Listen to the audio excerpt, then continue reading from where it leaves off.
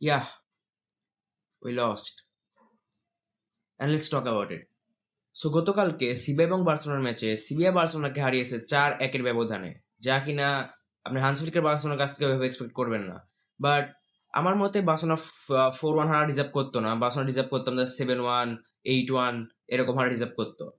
তো ফার্স্ট হাফে আমরা সেরকম তো কোনো চান্স বানাইনি। ফার্স্ট হাফে তো মানে পুরো ম্যাচ আপনার সিরিয়ার হাতেই ছিল। ফার্স্ট হাফে তো স্পেশালি পুরো মানে সিবিআই ছিল পুরো ম্যাচ।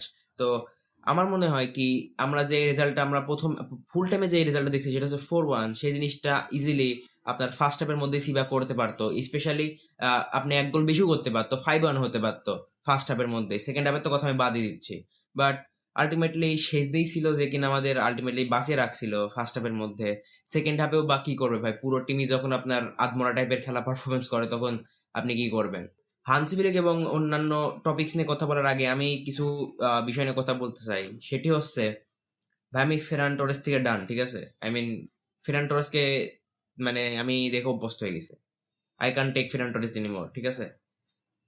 প্লেয়ার আপনার যে কিনা আপনার যখন প্লেয়াররা ইনজার্ড থাকে আপনি এক্সপেক্ট করবেন তার কাছ থেকে একটা পারফরমেন্স আনার কি ম্যাচ জেতার জন্য। সে যখন আপনার টেকনাফ থেকে যদি বল নিয়ে তেতুলিয়ায় বল রিলিজ করে তাহলে আপনি কি বলবেন? এরকম যদি তার ফার্স্ট টাচ হয়, আপনি যেই প্লেয়ার নাকি ইন্টারভিউ বলছিল কি নেক্সট সিজন যেহেতু লেভানডস্কি থাকবেন না সে ট্রাই করবে কি তার পজিশনটা নেওয়ার, বাট সে যদি এরকম মানে পারফরমেন্স করে, আপনার যদি ফার্স্ট টাচ এত খারাপ হয়, আপনি একটা প্লেয়ারের কাছে কি এক্সপেক্ট করবেন?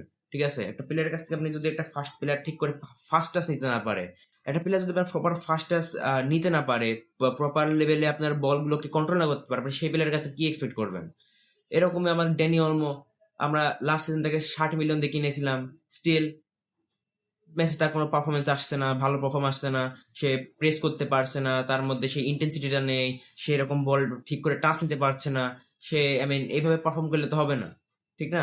আমরা ম্যাচ থেকে শিখার মতো অনেক কিছু আছে, বাট শিখার থেকেও ভাই আমাদের কাছে এটা মানে লজ্জাজনক বিষয় কি আমরা 4-1 কি করে হারাতে পারি সিবিআর মতো টিমের কাছ থেকে, যে টিম নাকি 2015 সালের পর থেকে কোনো হারাতে পারি নাই।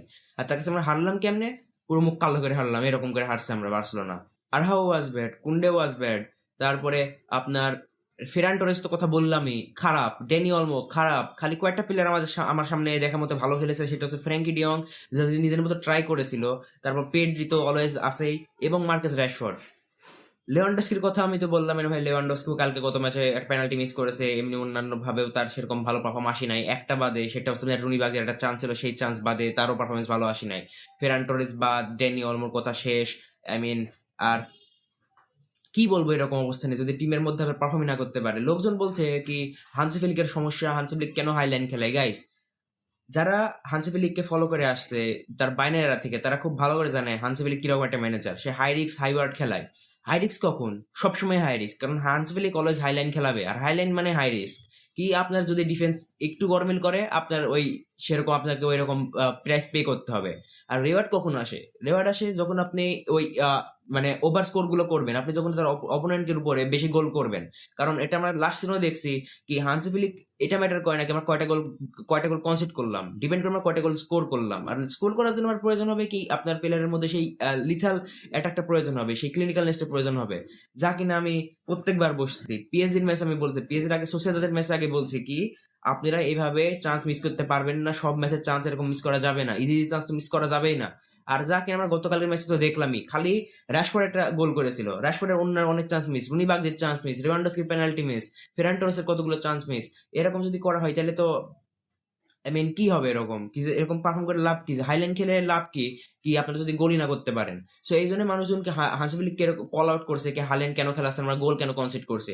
গোল আমরা কনসিড করবোই, হাইল্যান্ডের এটাই সমস্যা কি আমরা গোল কনসিড করবোই। বাট বেনিফিট এখানে কি হাইল্যান্ড যেহেতু আমাদের উপরে থাকে, আমাদের মিডফিল্ডের প্লেয়ার আমাদের বেশি থাকবে অপোনেন্টের হাফে, আর এখান থেকেই আমরা বলিং করে গোল করতে পারবো। কিন্তু গতকালকের ম্যাচে আমাদের প্রেসিং খারাপ ছিল, আমাদের মধ্যে ম্যান মার্কিং করা খারাপ ছিল, আমাদের ইন্টেন্সিটি ছিল না ম্যাচের মধ্যে। তো এই জিনিস নিয়ে আমাদের অন্যান্য প্লেয়াররা এবং হান্সি ফ্লিক নিজেও পোস্ট ইন্টারভিউ বলেছে কি আমাদের মধ্যে ফাটিক ছিল, ফাটিকের কারণে আমরা প্রেস করতে পারি নাই, আমরা আমাদের ইন্টেন্সিটি শো করতে পারি না। এবং অন্যদিকে আমরা সিবিয়াকে দেখেন, ম্যান টু ম্যান প্রেস, এমন কোন প্লেয়ার নেই কি যে ফাঁকা আছে। আপনি ফ্র্যাঙ্কি ডিয়ংকে দেখবেন কি সে স্ট্রাগল করছে বল বের করার জন্য, কি বল বের করে দিবে কার কাছে, কারণ সিবিআর এভাবে ম্যান মার্কিং করে রেখেছিল বার্সেলোনার ক্ষেত্রে। তারপরে তার সিবিআর প্রেসিং দেখেন, সিবিআর প্রেসিং সবসময় তারা বার্সেলোনার উপর প্রেসিং করছে কোনো না কোনো ভাবে, ম্যান টু ম্যান মার্কিং এবং প্রেসিং, যেখানে কিনা যে জিনিসটাই কিনা আপনার সিবিআর কে ম্যাচ জিতিয়েছে। এবং অন্যদিকে বার্সেলোনার উপর প্রেসিং দেখেন গতকালকের ম্যাচে, প্রেসিং এ করতে পারে না এরকম, সেরকম কোনো প্রেসিং করছেও না, প্রেসিং না করে আপনার সেরকম ইন্টেন্সিটি শো করতে পারছে না। ইন্টেন্সিটি শো না করলে আপনি সিবিআর কাছ থেকে বল আপনি উইন কেমনে করবেন? আর যদি যেটুকু বল উইন করছে সিবিআর প্রেস করে নিয়ে চলে যাচ্ছে। আই মিন এটা আপনি বলতে পারেন ডিট্টো আপনার পিএসজির ম্যাচের মতো। কি সিবিআর ম্যানেজার কি করছে, পিএসজির ম্যাচের আর্টিকেল নিছে কি, ইএসপিএন রা যারাই হোক যেরকম আর্টিকেল লিখেছে কি বার্সেলোনার কি সমস্যা ছিল, আপনার সিবিআর ম্যানেজার হলো আপনার ওই জিনিসটা দেখে আপনাকে আলটিমেটলি আপনার হলো ট্যাকটিক ক্রিয়েট করেছে। এভাবে করলে তো হবে না। অনেকে বলছে কি হাইলাইনের প্রবলেম, অনেক ফ্যানরা বলছে হাইলাইনের প্রবলেম, বাট গাইজ এটা হাইলাইনের প্রবলেম না, প্রবলেম হচ্ছে আমাদের প্লেয়ারের। লাস্ট ইয়ার আমাদের কাছে যখন ইনিগো ছিল, ইনিগো আপনার বার্সেলোনার সব থেকে ইন্টেলিজেন্ট ডিফেন্ডারের মধ্যে ছিল, যে কিনা আপনার হাইলাইনকে কনস্ট্রাক্ট করতে পারতো কিভাবে রাখা লাগবে। বাট যেহেতু এখন ইনিগো নেই, আপনার উপর আপনার রিলাই করতে হবে কার উপর, আরাহোর উপর। আর যে কিনা আপনার হাইলাইন খেলার ফুটবলের মাধ্যমে সব থেকে বাজে একটা ফুটবলার, সবে বাজে একটা ডিফেন্ডার বলতে পারেন কি হাইলাইনের ক্ষেত্রে, সেক্ষেত্রে তোমার লো ব্লক খেলানোর ডিফেন্স একটা থাকে। কারণ আমি অলওয়েজ দেখি আরাহোকে অলওয়েজ ডিফেন্ডারের পিছনে থাকতে, আমি কখনো দেখি না কি সে ডিফেন্ডার আগে থেকে বলটা ব্লক করে। মোস্ট অফ দ্য টাইম সে ডিফেন্ডারের পিছনেই থাকে। যখন মানে হাইল্যান্ড যদি বাধা দেন, আপনার হলো জাভিরেরাও আরো অলওয়েজ পিছনেই থাকতো। লাস্ট ইয়ার আপনার ইন্টার মিলানের ম্যাচে আসারবির যে গোলটা হয়, গোলের ক্ষেত্রেও আরো কইছিল আসারবির পিছনে। ডিফেন্ডার কেমনে পিছনে থাকে আমাকে এটা বলেন। যেহেতু আপনি তখন হাইল্যান্ড তখন খেলছেন না, আপনি তখন আপনি নিজের ব্লকের মধ্যে আছেন, তো আপনার আচারবি আপনার সামনে কেমনে থাকে? ঠিক আছে, আপনার কাছে এরকম প্লেয়ার কেমনে থাকে?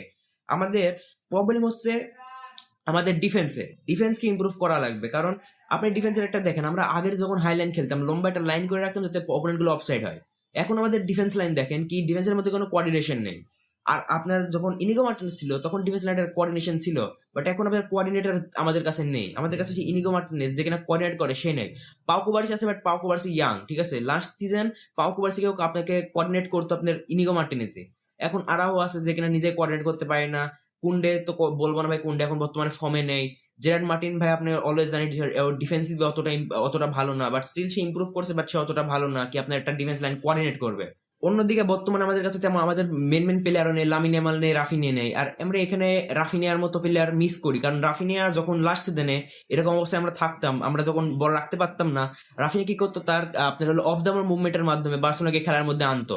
আমরা মিস করছি এমএসএ ফেরান টোরেসকে, এমএসএ গাবিকে, কারণ এমএসএ আমাদের ইন্টেন্সিটির অভাব ছিল।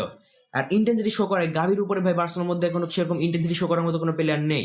ফার্মিন লোপেজ ইন্টেন্সিটি শো করে, বাট আমাদের কাছে সেরকম ইন্টেন্সিটি প্লেয়ার নেই। তার বদলে আমরা খেলছে কি ড্যানি অলমো, যার মধ্যে ইন্টেন্সিটির আয়ও নেই।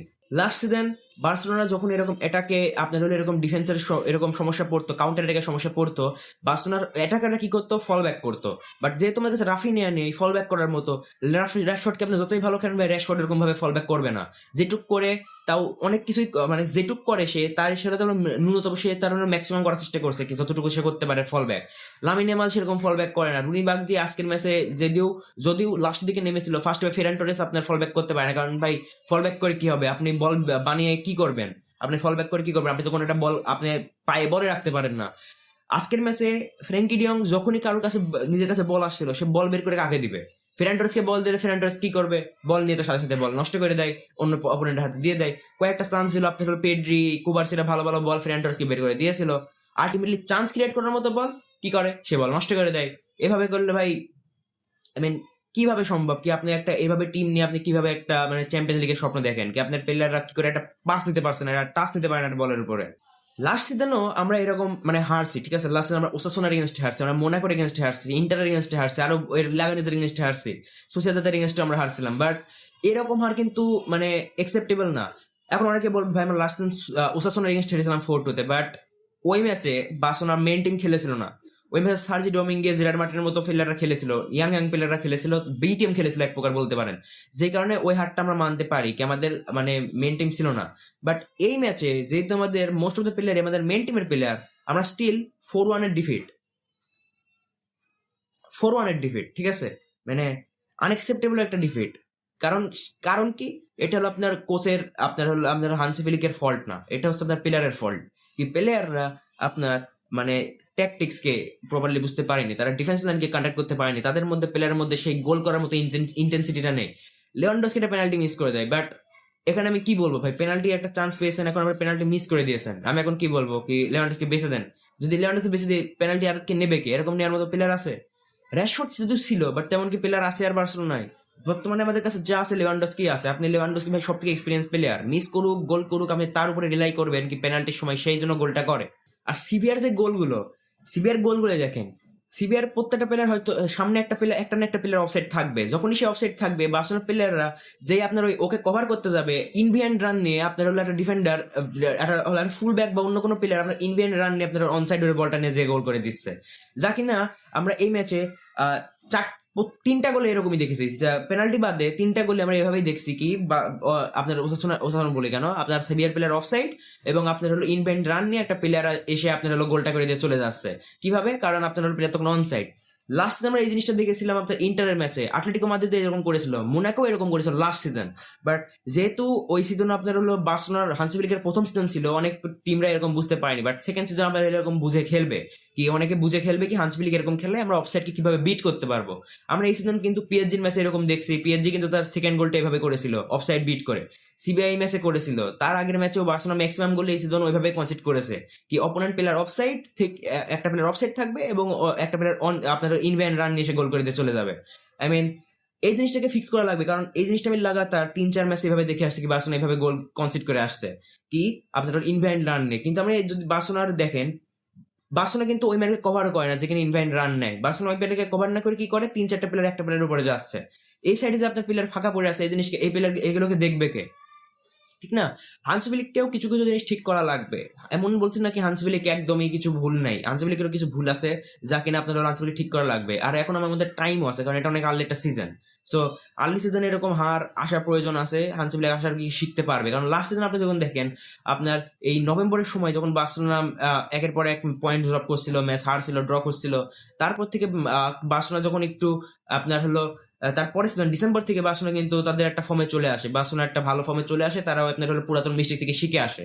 সো আমার মনে হয় হ্যাঁ এরকম হারের প্রয়োজন আছে, আশা করি এরকম থেকে কিছু শিখতে পারবে। যদি এখন শিখার পরও হান্সি ফ্লিক যদি কিছু ইমপ্লিমেন্ট করার পরও প্লেয়াররা ইমপ্লিমেন্ট করতে না পারে, তখন আমি বার্সেলোনাকে আর কি বলবো ভাই, আমাদের কাছে এখন মানে বলার মতো কিছু নেই। বাট হ্যাঁ আমি এখনো অপটিমিস্টিক আছি, আমি এখনো দেখা যাক কি হান্সি ফ্লিক এখনো কি করে। সো হ্যাঁ আজকের মতো এই পর্যন্তই, বাই।